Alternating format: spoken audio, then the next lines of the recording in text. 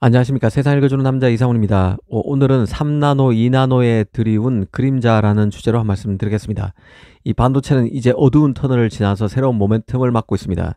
그 AI 붐을 통해서 메모리와 시스템 반도체 모두 긍정적인 상황인데요. 하지만 오늘 하고 싶은 얘기는 좀 거시적인 것입니다. 파운드리와 관련한 것인데요. 이 사실상 반도체 전쟁의 진검승부는 3나노와 2나노입니다. 둘 중에 하나를 꼽으라면 2나노인데요. 왜냐하면 삼성은 3나노부터 게이트-올-어라운드로 트랜지스터 구조를 바꿨지만 TSMC와 인텔은 2나노부터 이를 적용합니다.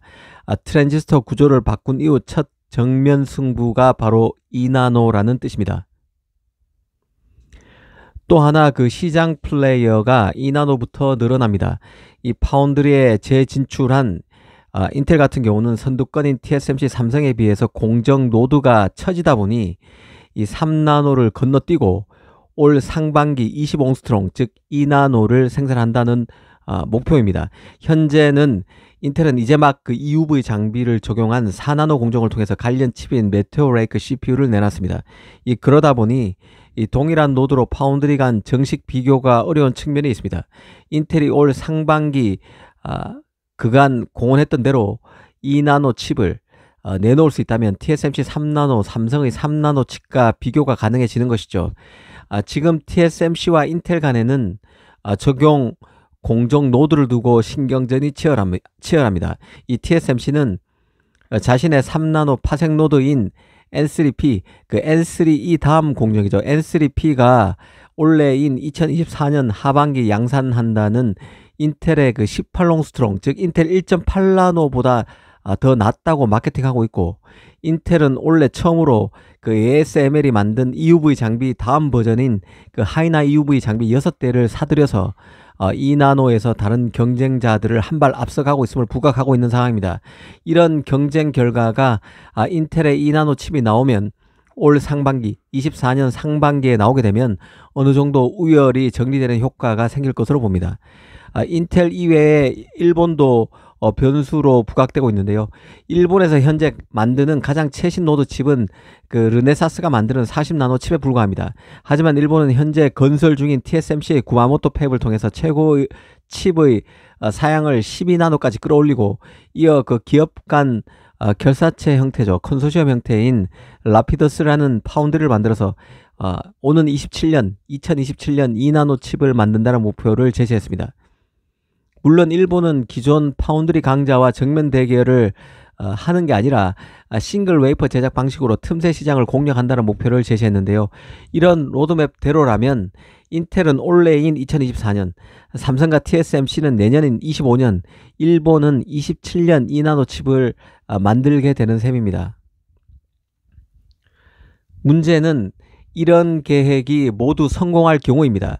이 경우에 칩의 가행 공급 가능성이 커진다는 점에 유의할 필요가 있습니다. 미국이 칩 제조를 아시아에 의존하지 않기 위해서 인텔을 파운드리 시장에 불렀고, 일본도 IBM과 손잡고 2나노 칩 생산 대열에 합류한 상황입니다. 미래 칩 수요가 많아진다고는 하지만 첨단 칩 플레이어가 TSMC 삼성에서 인텔 라피더스까지 4개로 늘어납니다. 칩 공급 초과가 빚어질 수 있는 것이죠. 사실 그래서 3나노가 중요한 의미를 갖는데요. 2나노에서 경쟁이 박터질 수밖에 없기 때문에 직전 노드인 3나노 싸움에 귀를 기울여야 한다는 뜻입니다. 그런데 3나노를 한번 보겠습니다. 이 예상보다 가동률이 높지 않습니다. TSMC 같은 경우는 첫 3나노 매출이 지난해인 2023년 3분기에 잡혔습니다. 그리고 매출의 6%를 차지했죠. 지난해인 2023년 3나노의 팹 가동률은 첫 해인 만큼 36% 정도에 그쳤습니다. 골드만삭스 추산입니다. 이 3나노의 경우는 올 상반기 2024년 상반기까지도 부진할 것으로 보이는데요. 올 하반기는 돼야 괜찮을 것입니다. 이 퀄컴, 미디어텍 등 그 AP 업체에 대해서 엔비디아의 블랙엘 GPU까지 TSMC 3나노로 몰리면서 하반기는 가동률이 80%까지 올라갈 수 있다는 전망이 나옵니다. 이것도 가장 좋은 시나리오일 때 그렇습니다. 지금 예상한 대로 이런 팹리스들이 3나노에서 칩을 만든다는 가정하에 이런 가동률이 나오는 것이죠. 그것도 전부 TSMC가 가져간다는 가정하에 그렇습니다. 그렇다면 삼성은 어떨까요? 삼성은 아직 그 대형 메이저 3나노 고객이 없는 상황입니다. 미국의 서버 칩을 수주했다고는 하지만 메이저 업체가 아닐 가능성이 큽니다. 이 패키징과 맞물려서 영업을 강화하고 있는 게 삼성인데요. 이 만만치 않은 상황입니다. 3나노 고객 찾기가 만만치 않다는 뜻입니다. 이 냉정히 보면 이 팹리스가 3나노 적용을 늦춰오고 있고 앞으로도 기대에 부응할 만큼 수요가 많을지는 좀 더 지켜볼 필요가 있습니다. 그런 맥락에서 보면 2나노 칩을 만드는 파운드리가 많아진다는 얘기는 칩의 공급 가행 여지를 남기는 요인이 될 수밖에 없습니다. 여기서 주목해야 하는 업체가 바로 인텔인데요. 인텔이 올해인 2024년 상반기에 2나노 칩을 정말 만들 수 있다면 칩 산업과 관련해서 많은 것이 달라질 수 있습니다. 사실 인텔이 올 상반기에 2나노 칩 양산을 성공하게 된다면 TSMC 삼성 3나노로 가는 물량을 인텔이 가로채겠다는 의지의 산물로 봐야 합니다. 그래서 인텔의 로드맵 공헌이 현실이 되는지가 정말 중요한데요. 개인적으로는 쉽지 않을 것으로 봅니다. 하지만 만약 인텔이 이걸 해낸다면 미국 정부도 노골적인 인텔 측면 지원에 나설 가능성이 다분히 크다고 봅니다. 아시겠지만 지금 미국은 중국이 7나노 칩까지 생산하는 저력을 보이자 EUV가 아니라 DUV 심자외선 장비도 중국에 수출을 못하게끔 조치했습니다. 네덜란드 정부가 미국 압박에 손을 든 것이죠. 인텔의 성공은 만약 2나노까지 올 상반기에 양산할 정도로 인텔이 첨단 공정에서 치고 나올 수만 있다면 앞으로 반도체 선두 경쟁에서도 미국의 목리가 일어날 수 있다. 미국의 본격적인 반도체 업체 견제가 나타날 수 있다는 것을 암시한다는 게 개인적인 판단입니다. 미국 정부가 중국을 대하듯 동맹국 기업인 삼성과 TSMC를 다루진 않겠지만 인텔의 기술 추격이 가시권에 오고 경쟁사 TSMC와 삼성을 역전할 수준이 확인된다면 미국 정부는 알게 모르게 보이지 않는 손으로 인텔을 확실히 밀어줄 것이 분명합니다. 사실 미국 정부가 발표한 칩스 법안을 비롯해서 각종 법안과 각종 규제 등은 인텔의 입김이 강하게 작용한 것으로 봐야 합니다.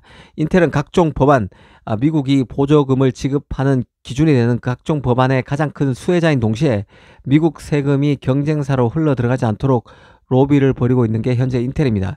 지금 미국 정부는 TSMC와 삼성에 보조금을 덜 주기 위해서 머리를 쓰고 있는 상황이죠. 굉장히 깐깐하게 TSMC와 삼성의 세부 자료를 스크린하고 있고 만약 보조금을 지급한다면 TSMC와 삼성으로부터 가급적 제조와 관련한 기밀 정보를 많이 빼내는 방향으로 보조금 지급 요건을 디자인할 것으로 봅니다. 그래서 삼성 입장에서 중요한 것은 3나노, 2나노에서 초격차를 확실히 발휘해야 한다는 점입니다. 이는 TSMC를 추격하는 선에서 더 나가서 TSMC를 역전하기 위한 전제 조건이지만 한편으론 인텔을 미국 반도체 제조의 대표 주자로 키우려는 미국 정부의 전략을 좌절시키는 조치이기도 합니다. 이게 안되면 삼성은 언제든 그 낙동강 오리알로 전락할 수 있다는 생각입니다. 그만큼 칩 산업은 국가 전략 산업이 됐습니다. 날로 가열되고 있는 파운드리 경쟁에서 올 상반기 인텔이 공언한 대로 2나노 칩을 양산해 내느냐가 1차 관문이 될 것입니다. 어렵겠지만 만약 인텔이 해낸다면 TSMC 삼성을 대하는 미국의 태도도 조금씩 달라질 것으로 봅니다. 계륵이 되지 않기 위해서라도 3나노, 2나노 칩에서 확실한 실력을 발휘해야 삼성은 살아남을 수 있을 것입니다. 이런 점을 인식하고 파운드리 경쟁을 살피면 더 흥미진진할 것으로 봅니다. 감사합니다.